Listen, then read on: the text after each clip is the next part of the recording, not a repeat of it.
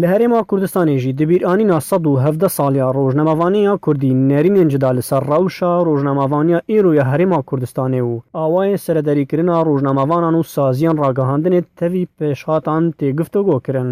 Hin rojnamevan dibêjin rojnamegerî li Herêma Kurdistanê di qeyranê da ye û beşeke din jî berûva jiya vê yekê hezir dikin.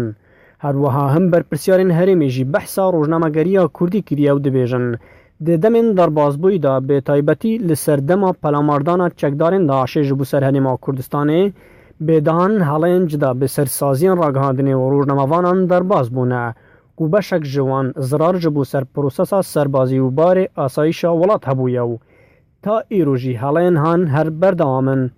Hin mîdyakar jî nebûna berçavronî û pêgîrnebûna hejmareke mîdyakaran bi yasaya rojnamegerî û îtîkî karê rojnamevaniyê sedemên serekiyên çêbûna van helayana ji ber vê yekê hebûna balênnameyeke şerefê ku çarçûva erk û berpirsatiya dezgehên ragihandinê zelal bike karekê xwaziraw ya vê rewşa nihaye. Di vî warî da hin rojnamevanan li Herêma Kurdistanê ji bo dengê Amerîkayê nêrînên cuda li ser 117 saliya rojnamegeriya Kurdî hebûne. تاوەکو ێساش بە بۆچوونی منە و پەیامەی کە بنەماڵەی بەدرخانیەکان ویستیان بگەێنن دوای خۆیان ئیترە و پەیامان نەگەیشت. ئاخر ڕۆژنامەنووس مافی چی هەبێ؟ ڕۆژنامەنووس تا ئێستا دەکوژرێ. ئەوە کاوەگەرمیانی بەنمونە کاوەگەرمیانی کوژرا ئەوە خەریکەوە کەیسەکەی هەر لەناو چوو هەرداش دەخرێت. ڕۆژنامەنووس مافی چی هەیە لە وڵاتە؟ کام مافیە؟ ئەزانی کێ مافیە؟ میدیای کوردی و ڕۆژنامەگەری کوردی فەوزایەکی زۆر زۆر زۆر زۆر عەجایبە ئێستا. بەڕاستی لە قەیران و لە فەوزادایە. ئێستا هەر میدیایەک هەر موئەسەسەیەکی ئیعلامی پێشتر گوتم لە بەرژەوەندی هێزێکی سیاسی معەیەن کار دەکات.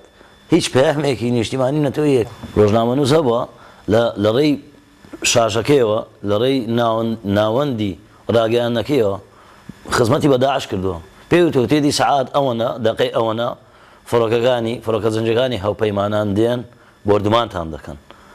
ئەوە بکە پیشەی ڕۆژنامەوانی ئەوە. سندیکای ڕۆژنامەنووسان ئەزانیم 4 ساڵە من متابعەی سندیکای ڕۆژنامەنووسان دەکەم.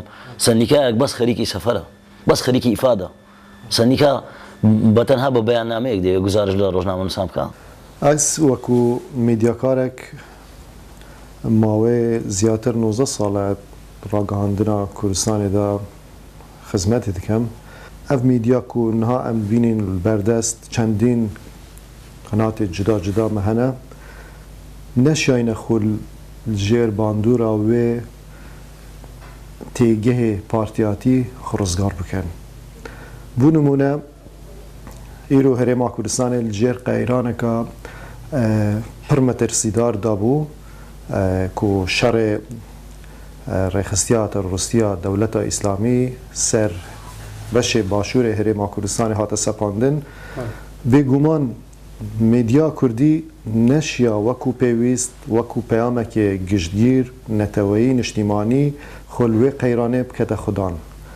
Heta niha me rêjeka gelek zor ya rojnamevana heye bes çend wan rojnamenûsin çend wan erkekê ektîv dîtiye wekû rojnamenûs pîşeyî kar biket. لە قاهیرەی پایتەختی وڵاتی مسر یەکەم ڕۆژنامەی کوردستان کە لەلایەن بەدرخانیەکانەوە دەرچوو و تا ئێستاش توانین بڵێن ڕۆژنامەگەری کوردستان بەردەوامی هەیە وە لە کوردستانی باشووری خۆشمان بە حکمیەوەی بە حکمی ڕژێمەیەک لە دوای ڕژێمەکانی عێراق کە دەتوانین بڵێن ڕاگەیاندنی کوردی بە شێوەیەکی گشتی زۆر ئازاد نەبوو بەڵام دەتوانین بڵێن لە دوای ئازادکردنی هەرێمی کوردستان ڕاگەیاندن بە شێوەیەکی گشتی هەمە بیدراوە بیسرا و خوێنراوە تەکانێکی باشی بە خۆیەوە بینی و لە ئێستا خۆی دەتوانین بڵێن ماف بە ڕۆژنامەنووسان نەدراوە وەکو پێویست.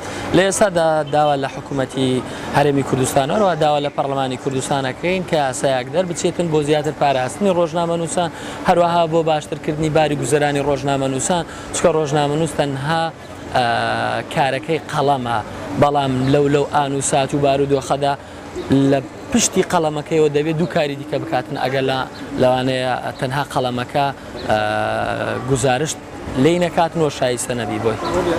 ڕۆژنەمەوانان گوت ji bal aliyê têkilîdar ya hikûmeta Herêma Kurdistanê ve weke pêwîst giringî bi wan nehatiye dan û داخوازەوەیەکی دکەن و دوی واریدا گرنگی بوان بهێتە دان ئەحمەد زێباری دەنگی ئەمریکا ئەولێر